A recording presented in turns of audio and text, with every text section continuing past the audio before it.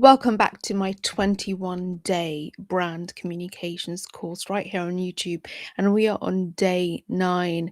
We're going to be using one of my 7 strategic zones. We're going to use strategic zone 2, which is all about stakeholders, all about interdependencies. So days 1 to 6, we looked at your audience voice, your North Star. We looked at being authentic as well, that word authentic, and then we did an integration of what we covered days 1 to 6, and we did the integration on day 7. And now what I'm doing day 8, 9 for 7 days, this in between bit of these 21 days, is to apply my 7 strategic zones to what we've been covering about your brand communications. And today's episode will be looking at who shapes your brand when you're not looking and when you're not being proactive and out there. What's happening indirectly, what's happening without your knowledge. These are the things that are very much out of your control. These are the uncertainties that you have to be aware of as a communicator, a creator, an entrepreneur, somebody who is building a brand in public, who looks after brands.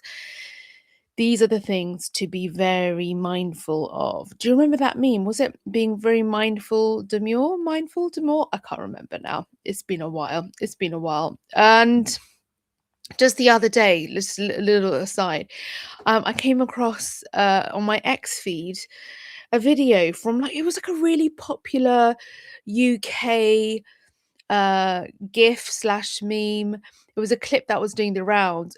My yay is different to your yay. And I remember when it came out and how much it stuck in my head. And I think that singer who made this up and made the melody up went on to release the song, and it was a moment, a cultural moment. It wasn't necessarily profound, but these cultural moments happen and they're very much out of our control. They can just happen like as a happy accident. You post something on TikTok or somewhere, and it really resonates with your audience. And I actually just uploaded a video, a very short video. It was a YouTube short about FKA Twigs, an artist who's talking about not really being able to capture data or to measure the impact of art on culture. And the reason why I used that video clip and stitched it is because it speaks to the undefinable, the part of brand communications, the part of PR, the part of marketing that you can't predict, but you need to have some awareness and sense of, which is why strategic zone 1 was so important. So day 8 was so important. It is about encouraging yourself to ask questions, to do this reflexivity process, to explore what could be, to ask questions that prompt your thinking. We don't want our cognitive ability to rot. And we're going to do the same process with day 9. The same process with all of these episodes is to have a discussion with ourselves, with each other in the comment section, to look at what I'm laying out here and to ponder on it, to reflect, because being strategic, especially when we are looking at our brand, we are looking at PR opportunities, we are wanting to be much more effective as communicators, we've got to do the zoom out. We've got to look at the interconnectivity of it all. We've got to see, what's resonating with our audience right now and our stakeholders. These are things that you can only arrive at when you allow yourself to just ponder and reflect. And that's why you're here. When you are thinking about who shapes your brand when you're not looking, There are some things that are easy to ignore. There is the bit about, well, actually, who is watching? Who's actually watching the brand? How can you accurately how can you accurately determine who's observing you? You can't. You can't. But because you have done the work of identifying who you want to serve and whom you aim your products, your information, whatever it is you're offering, whoever you're aiming that at, that's what your assumption will be. These are the people who are watching because those are the people that who count for us because that's what we're doing all of this for. And so you will be influenced by who is watching. Your brand will be influenced by who is watching because they are observing and they are going to articulate opinions about you. So that is your very intentional audience. Who is watching you? The ones that you are hopefully serving. Then we've got this competitors bit. Your competitors, of course, they are keeping an eye on you, maybe even a side eye. They are wanting to know, just like you should, what's going on in this space? Who else is contributing to this space? What are they doing? What are we doing? You can't help it. If you're in a classroom, you, you're one of many students. You're going to be looking around to see how are they operating? How are they responding? How are they doing? How are they performing? This is human nature. So your competitors are keeping an eye on you and you're keeping an eye on them. However, how are they? How are they shaping your brand when you're not looking? Interestingly, what they're putting out into the system that you're in, the industry that you're in, that is actually going to be having an impact on the appetite of whom you are targeting. None of this is linear. It's all overlapping and it's all happening all at once. There are many things at once, which is why I'm writing a book called Many Things at Once. There are many things happening at once, and how your competitors are operating affects who is watching you. They are part of that same system. Who else? Who else are they listening to? Your audience, for instance, your stakeholders. Who else is influencing them? Who is informing them? There are many other actors within the system that you're in. It's not just your customers, whoever's watching your online communications. It's not just your competitors. Who else? Who else is important here in this stakeholder system? You've got people or entities. It could even be the algorithm that is influencing your multiple stakeholders. It could be a regulator, it could be policy. G stands for gatekeepers, gatekeeping, such as algorithms, platform policies. It's not just your audience. We're thinking about your obvious audience that we are thinking about when we are looking at your stakeholders. There are multiple actors going, very actively impacting how your brand's identity is being shaped. What about adjacent communities, AC, adjacent communities? It's really helpful to list these actually because you might be able to arrive at some new opportunities.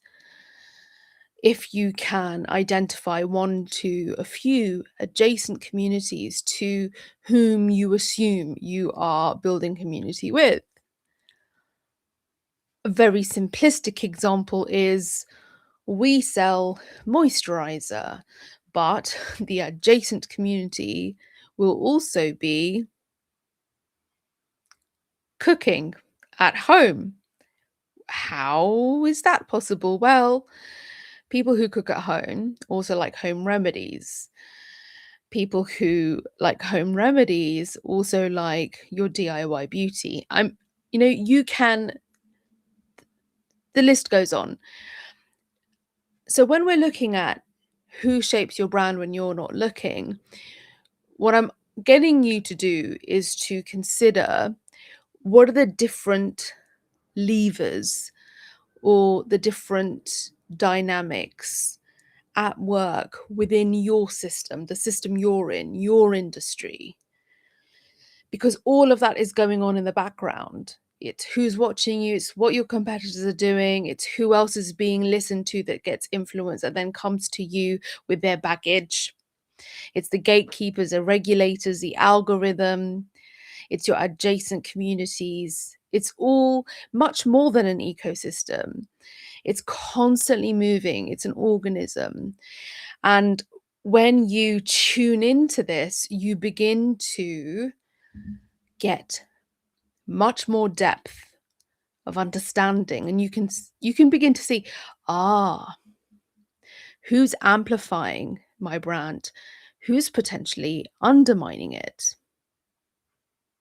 Ask yourself, out of all of your stakeholders, and I'm going to be scrolling down more because there's more prep, out of all of these stakeholders, who's amplifying you inadvertently or advertently, and who's undermining you, whether it's intentional or not. Because then what you can do, as an example, is begin to anticipate, when a competitor does this, it undermines this part of our business, but it amplifies this part. When there is a situation out of our control, for instance, who else are they listening to? Let's just say politics. How is that political statement or announcement going to be affecting our other stakeholders? And how is that going to impact our brand? Will that amplify it? Will it undermine it? You begin to forecast. You build a second brain for your brand where you can begin to forecast. We're going to talk about that in the next day, in tomorrow's session, tomorrow's lecture. We're going to talk about risk readiness. So who's amplifying and who's undermining? Let's just pause here for a second. I want to look at power dynamics, because there are always power imbalances between us and other stakeholders. There are always power imbalances between us and other stakeholders, and we can't avoid it. It's the nature. Actually, it's just the nature of life. There will always be power imbalances. And when you become aware of these and not so precious and sensitive about it, it can put you in a position of power and influence, because then you can begin to spot patterns. You can perhaps predict, you can prepare better. Some in your stakeholder map have more influence for whatever reason. It could be their network of clients and partners, it could be the media and the media strings. If you look again, once again, at your stakeholder map, you've got multiple things going on. So, and these are changing all the time. Some stakeholders may be vanity relationships. Is it just good for optics? Are there some in stakeholders within your system that you regard are secondary, but perhaps they shape perception in a very profound way for you? Have you thought perhaps you are over investing in some? Have you thought perhaps you are under investing in some? Let's go to interdependencies. And again, this is Interdependencies have non-linear effects.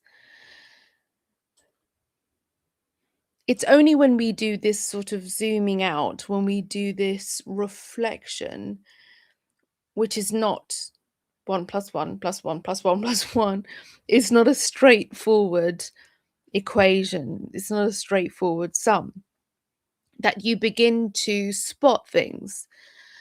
Have a think about when you have had quite a dilemma, quite a challenge, and you are trying to figure out an innovative solution for it.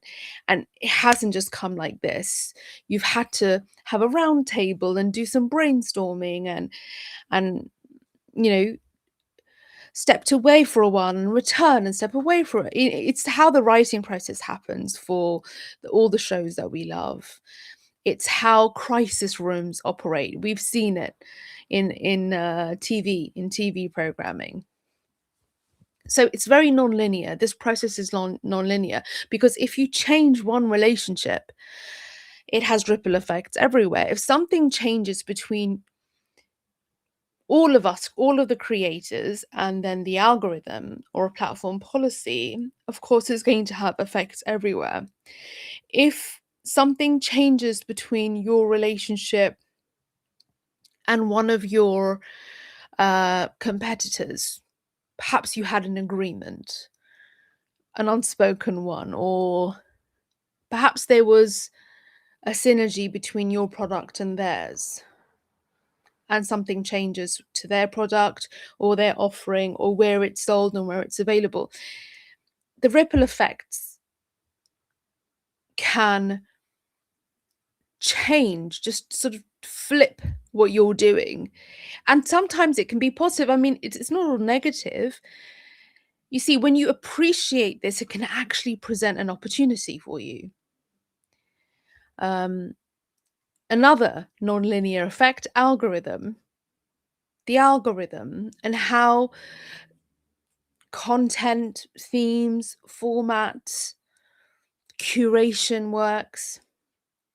Competitors may have controversy, and that could actually negatively impact you because then there'll be a point about trust and credibility that you are now subject to because those everyone within the space, because of your competitor's controversy, is now being affected. It's the overspill. Can you use your own thinking to map one recent change in your business, in your system, in your brand activity, one recent change, and can you trace any ripple effects?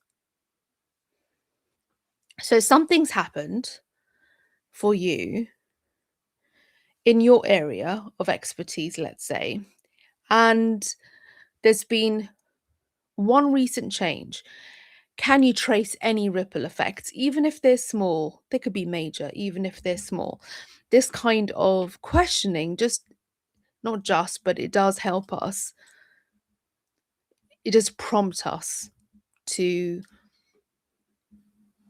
think much more widely. What about any interdependencies that you are blind to between you and anyone in your stakeholder map? Remember, this could be a positive thing, or it could be a neutral thing. It could provide you with opportunities. One example, one thing that I wasn't doing, and I come from the world of PR, publicity, press, management. I used to work in print media back in the day.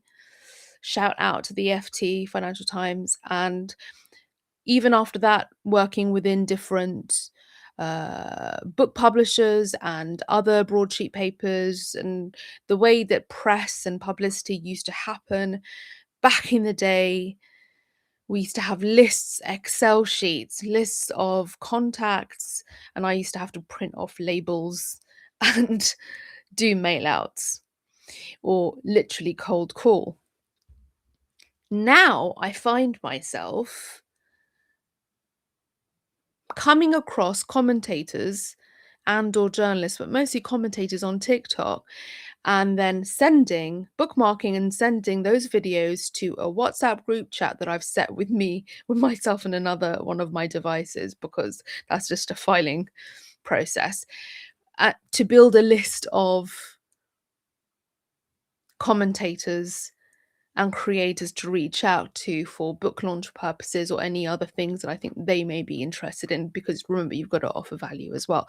So there might be a little bit of work. I might get somebody to help me to then go to the links for all of those creators, get their email, create a list. And again, it goes back to old school, but it's the way I found them, through TikTok commentary. And that's one thing that I wasn't exploring as much before, because I,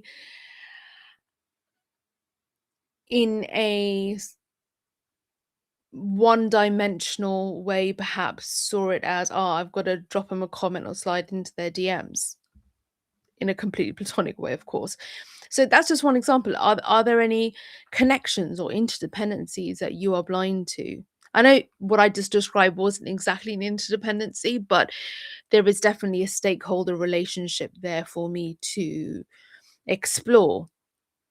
Um, in terms of interdependencies, um, I know I will use that lens for those stakeholders to see how they are performing, how they are operating, what they are talking about in terms of their content creator experience, how they are commentating, because I have a media and politics commentary channel, and see what their creator journey, what their experiences with the algorithm. Otherwise, if I'm not aware of how they are being impacted, I may not be alert to changes which will impact me as well. Also, like I said earlier on, if something happens with your competitors, then it could impact you. So I need them to have as much freedom to communicate and to publish and to have their content go far and wide, to build the appetite of audiences that we share. If something happens there, it's going to impact me. There are so many examples. You have to have stakeholder awareness to have strategic awareness. You have to be knowledgeable of everything within your spider network, if you want to call it that.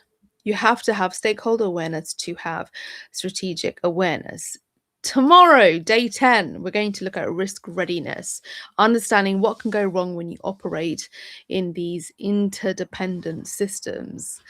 I hope you got lots of value and lots of food for thought from this episode. If you would like more from me, of course, you would jump in the description and click on links for my book, for my Substack, for my media and politics commentary channel. And remember, I've been in the media in media and communications for more than 20 years, almost 25 years. I'm a chartered public relations practitioner, and you know my background is in systems thinking. I'm going to now get back to studying because I'm working on my dissertation for my master's. And also, it's a weekend, but it's okay because I like to work every day. It's been wonderful to have your time and attention. If you haven't already subscribed, please do so. And come back for day 10. Come back for day 10. And I'm going to continue to go through all 7 of my strategic zones. And day 10 will be looking at my zone 3, risk readiness and reputation design. I'll be bringing in some of my PR crisis comms experience. And then the day after that, we're going to have a look at media literacy and zeitgeist awareness and really understanding culture and how it can impact you. Remember, culture is also a stakeholder, people sentiment. Then we have engagement system and content architecture. We have your North Star, your value compass, and then we're going to look at reflexivity. That will take us into day 14, then day 15, the final leg to day 21. that's going to be a surprise. It's been wonderful to have you here, and I'll see you tomorrow in day 10, or indeed any other video that you would like to click on now.